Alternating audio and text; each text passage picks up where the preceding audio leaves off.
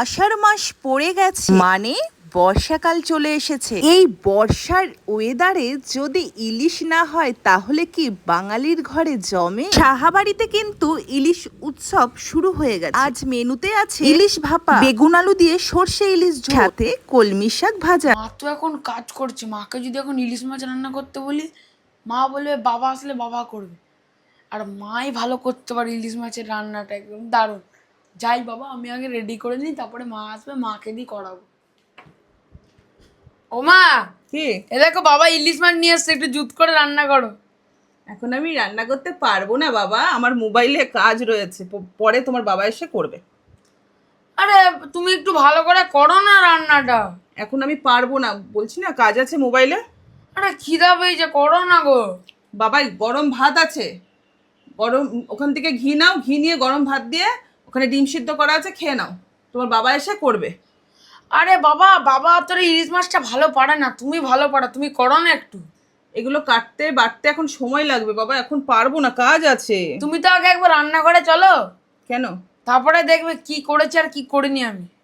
চলো দেখি। চলো।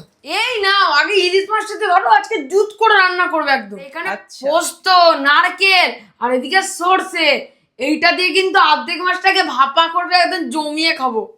বাবা বেগুন আলু দিয়ে কিন্তু এটা একদম পাতলা ঝোল করবে, এটা কিন্তু বাবার ফেভারিট একদম। বাবা ছেলে বাবার কথাও ভেবেছে, দেখেছো বন্ধুরা? মা তুমি তো জানো ছেলেদের এক তরকারি ভাত দিতে নেই, তার জন্য এখানে কিন্তু কলমির শাক আছে, কলমির শাক, লঙ্কা আর এদিকে রয়েছে রসুন, এইটাকে একদম জুত করে একদম ভেজে দেবে কিন্তু। বাবা আমার ছেলে কত বোঝে। রান্না হয়ে গেলে কিন্তু মা এই কলা পাতাতে খেতে দিতে ভুলো না। কলা পাতাও কেটে নিয়ে এসেছিস? হ্যাঁ কোথায়, ওই বাড়ি গেছিলি? হ্যাঁ। বাহ, চল আমি রান্নাটা তাহলে ঝটপট সেরে নিই। হ্যাঁ, বন্ধুরা আমার ছেলে কত বোঝে, তো চলো দেরি না করে 3টে ওভেনে ঝটপট করে 3টে কড়াই বসে ঝটপট রান্নাটা প্রথমে সেরে যেটা নিই। করলাম, কলা পাতার মধ্যে আর্ধেক আর্ধেক মাছ আলাদা করে রেখে দিলাম। ওই যে আমার ননাই বলেছে যে মা দুটো আলাদা আলাদা ভাবে করবে, কিছুটা ভাপা করবে, ওটা ওর একদম প্রিয় খাবার। সাথে ননাইয়ের মায়েরও কিন্তু ভাপাটাই বেশি ফেভারিট, কিন্তু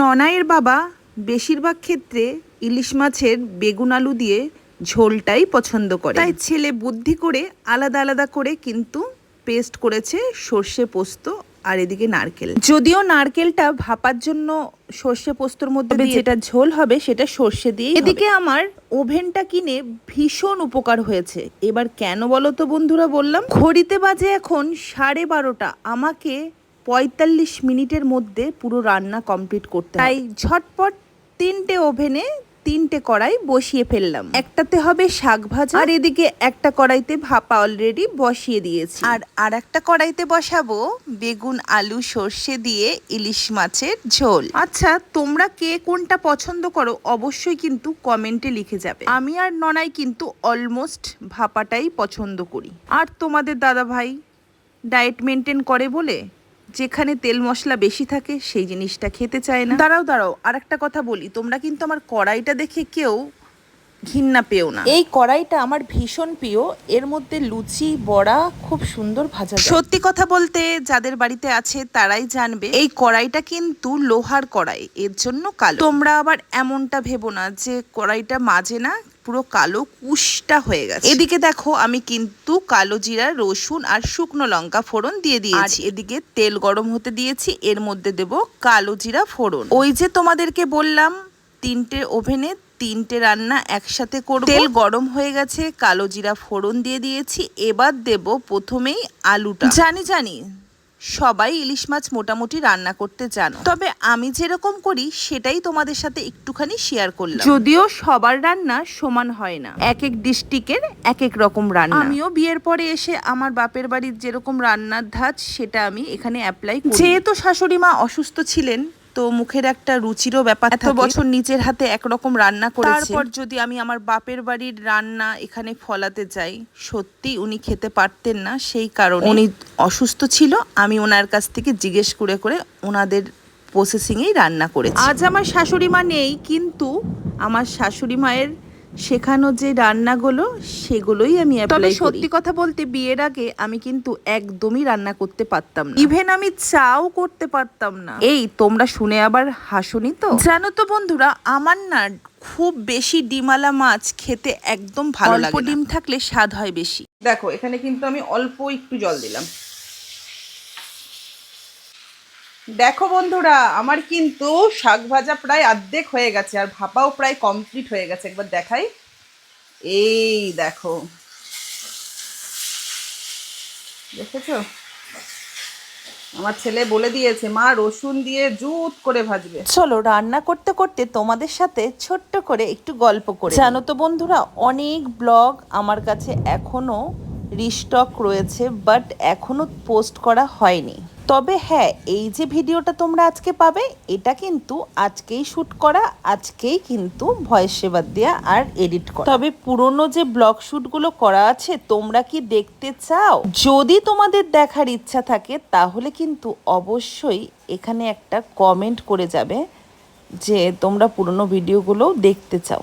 তবে যাই বলো, আমার কিন্তু ইলিশ মাছ খাসির মাংসর থেকেও হেভি ভালো লাগে। তবে হ্যাঁ, একটা ব্যাপার আছে, সেটা হচ্ছে সিজনে যখন পাওয়া যায় তখনই ভালো লাগে। আর একটা কথা বলি, আমাদের দুর্গাপুরে ইলিশ মাছ একদম টাটকা কাঁচাটা খুব কম ঢোকে। আমার খুব ইচ্ছা বাংলাদেশের ইলিশ খাওয়ার। যে সমস্ত বন্ধুরা বাংলাদেশে থাকো, তোমরা যদি আমাদের মাছ কিনে কোরিয়ার করে দাও, আমি পুরো দামটা তোমাদেরকে দিয়ে দেব। যেহেতু বাবা জ্যাঠাদের বাসস্থান ছিল বাংলাদেশে, তাই ঠাকুমা বাবা সবার কাছে গল্প শুনেছি বাংলাদেশের পদ্মার ইলিশে প্রচুর তেল থাকে, একটা খেলেই নাকি মুখ মেরে আসে, এত টেস্টি হয়। বাংলাদেশ তো আর যাওয়া হলো না, আর জানি না ভবিষ্যতে যাওয়া হবেই বা কিনা। তবে যদি তোমরা কেউ দয়া করে আমার প্রপোজালটা একসেপ্ট করো, তাহলে আমরা ইন্ডিয়া দুর্গাপুরে বসেই বাংলাদেশের ইলিশ মাছের ফিল নিতে পারবো। একটা কথা বলে রাখি, আমাকে কিন্তু তোমরা কেউ আবার হ্যাংলা ভেবো না, আমি কিন্তু টাকা দিয়েই নেব বলেছি। ও মা, খিদা পেয়েছে, তোমার রান্না হলো? ওলে বাবালে, এই দেখো তোমার জন্য আমি কিন্তু কলা পাতায় ভাত রেডি করেছি, এক্ষুনি দেব। দেখেছো সেন্ট বেরাচ্ছে? হ্যাঁ, দাঁড়াও। এক্ষুনি এক্ষুনি। এদিকে দেখো, আমার কিন্তু ইলিশ ভাপা আর এদিকে কলমি শাক ভাজা কমপ্লিট হয়ে গেছে। চলো দেরি না করে ছেলেটাকে ভাত দিয়ে দিই। ননাই রে, আয় ভাত বেড়েছি। নে বাবা, তোর জন্য খাবার রেডি। এই যে জল নিয়ে নাও, এবার টেস্ট করে বলো কেমন হয়েছে। মা, শাকটা একদম দারুণ হয়েছে।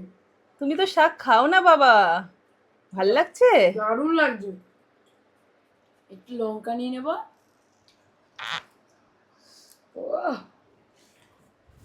তো আর একটুখানি ভর্তা গ্রেভি, আর এই দিক দিয়ে ইলিশ মাছ একটুখানি ভেঙে নেব।